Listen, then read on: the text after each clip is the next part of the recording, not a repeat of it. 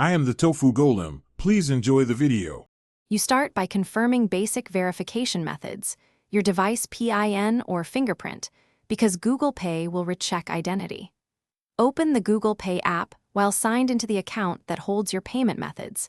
This ensures settings apply to the right profile.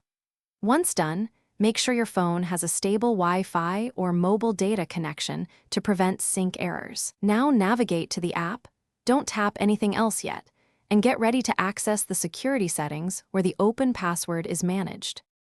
You now walk into the app's security area. Tap your profile icon, choose Settings, and then find Security or Privacy.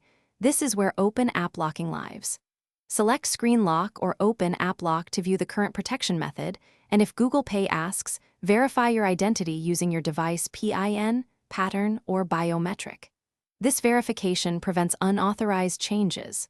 Once verified, you'll see options to change or remove the open password. Pause to read each option, so you choose the method that matches your security needs. You're ready to change the open password. Choose Change Password, then enter the existing password when prompted so Google Pay can authorize the update. Next, create a new strong password, use a mix of letters and numbers, and confirm it. Once saved, immediately test opening the app to ensure the new password works and consider enabling biometrics for quicker access. If anything goes wrong, reboot your phone, update the Google Pay app, and retry verification. That usually clears transient errors and lets you complete the change. Thanks for watching. Consider subscribing if we helped you today.